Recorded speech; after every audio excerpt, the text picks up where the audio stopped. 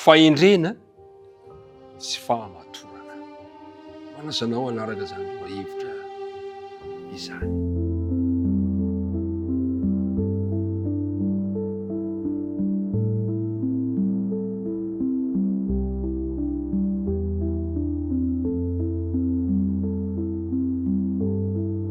Re mpiara-midinika namana, ampifaliana mandrakariva no ifampiarabana.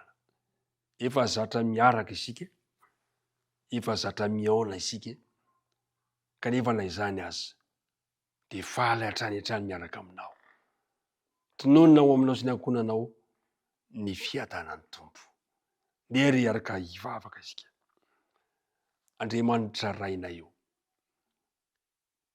Fotoana mahazatra anay tokoa ny miara-mandinika ny teninao ankehitriny. Misaotra ny amin'izany fitantanana izany. Satria tsy herinay natanjakay. Mamelary ny elokay, mamindrafo aminay.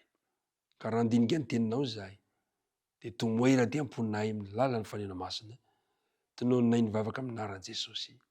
Amen. Ny andinina tao tadina no irahantsika manana, mino fa ambava, tsy kelikely le izy. Korintianina voalohany toko voalohany ka ny andininy 10. Manao hoe, ary manananareo ary lahy amin'ny anaran'i Jesosy Kristy Tompontsika, mba raha hiteny ianareo rehetra ka tsy hisy fisarana eo aminareo, fa mba ho tafakambana tsara ianareo, iray saina sy hevitra. Mahafinaritra zany antso izany. Mahafinaritra zany etaetan'ny Paoly izany ny amin'ny sin'ny firaisana eo amin'ny fiainany tsirairay avy. Ry mpiara-midinika namana, vokatry ny fanomezan-danja be loatra ny olombelona mpitarika, matetika de miteraka fitsokotokotokona ankapobeny izy ireny. Raha manome lanja loatra olombelona mpitarika ianao, de misy hevitra mampitsitokotoko zany amin'ny kapobeny.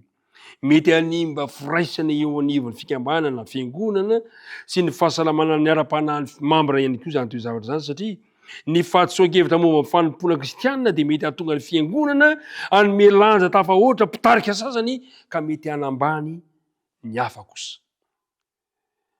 Mampisy rivo-piainana mantsy hafahafa mantsy ny fifananana zay mety ampisara-bazana. Raha miandany amin'ny anankiray ianao, na miandany amin'ny anankiray ianao, de lasa toa misy fifananana izany ary mety hiteraka fisaraham-bazana amin'ny fiangonana fetsika takan'izany.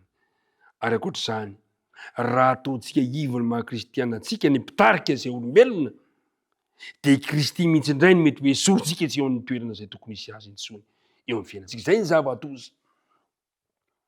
Raha manindraindra mpitarika ianao zay olombelona ihany, de adinonao mihitsy Kristy ilay tena mpitarika ka manjary esoronao, de mipotra ho azy ny fisaratsarana. Soa ihany fa nanome torohevitra mikasika an'izany toe-javatra zany ny apôstôly Paoly. Zao no vakitsika ary amin'ny Korintianina voalohany, toko 7 manomboka ny 1 ka hatramin'ny 4. Ary izao rahalahy, tsy nahazo niteny taminareo takany tamin'ny amin'izany araka ny fanahy, fa tahaka ny amin'izay mbola nofo de tahaka izay mbola zaza ihany amin'ny Kristy.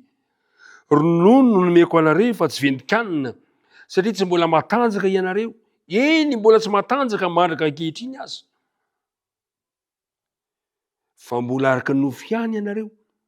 Fa raha misy fialona sy fifandirana eo aminareo, tsy araka nofo fa ianareo ka mandeha araka ny fanaon'ny olona. Fa raha hoy ny anankiray, izao any Paoly, ary ny anankiray kosa manao hoe izao any Apôlôsy, moa tsy olona ihany va ianareo. Mazava ny fanambaran'ny Paoly, famaritana fahambaran'ny Paoly zany ny tiany resany tena amin'ny tsy fahamatorana ara-panahy eo amin'ny fiangonana anankiray tany Korinto no resan'ny Paoly. Nataon'ny Paoly mazava tsara fa ny fahamatorana ara-panahy de mitarika ny mpino anankiray hankasitraka ny fahendren'Andriamanitra zay naseho teo amin'ny azy fijalian'i Kristy izy ilay fahendren'Andriamanitra. Raha lazaina mazava kokoa zany, ny fahendren'Andriamanitra de voambara amin'ny fijalian'i Kristy sy ny fahafatesany ary ny fitsanganany tamin'ny maty. dia raha sotontsika le teny voalazan'i Paoly amin'ny Korintiana voalohany toko fahatelo andininy voalohany teo, ny olona araka ny fanahy na atao hoe kristianina endry sy matotra dia tsy araka ny nofy ary tsy mbola zaza.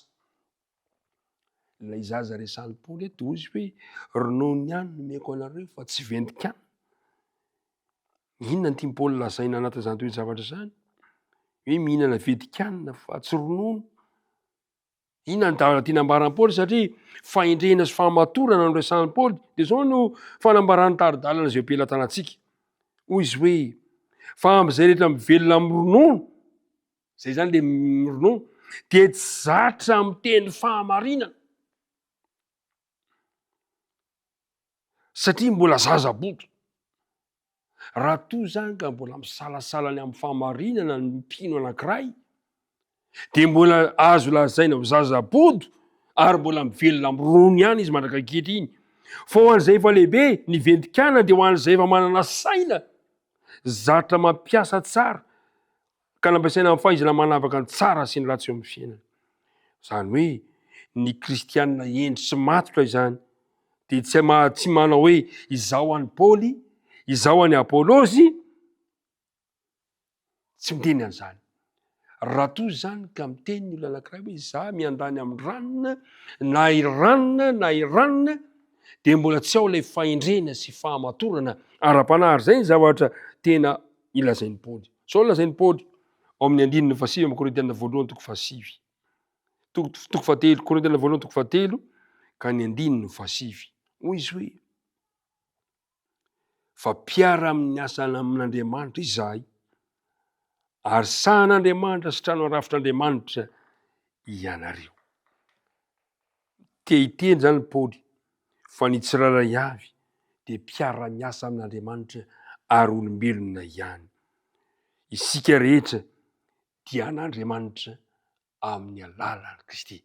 Ka amin'ny alalan'ny fahafantarantsika an'i Kristy no mahatonga antsika hanana fahendrena sy hitomboantsika amin'ny fahamatorana ara-panahy izay votoatony ny dinika ny fanaovantsika tamin'ity andro any. Dia averiny ilay mandeha zany fa ny tsy fahamatorana ara-panahy dia mety hiteraka fisaraham-bazana amin'ny fiangonana ka hahatonga manao tena manao hoe izao an'i Paoly, dia hoy sasany manao hoe zay kosa ho an'ny Apôlôsy. Ny irina dia izao tsy hanao an'izany isika rehetra fa isika rehetra na i Paoly na i Apôlôsy dia an'i Kristy isika tsirairay avy. Kristy no fototra ijoroan'ny fiangonana eo amin'ny ivony tsirairay avy. Hombanao an'i Andriamanitra hivavaka isika.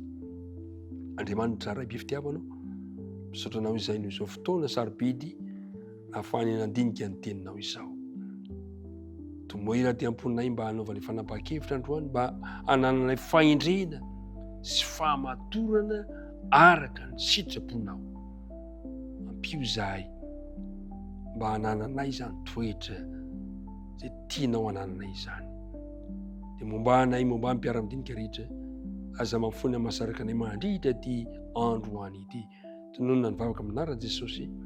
Amen.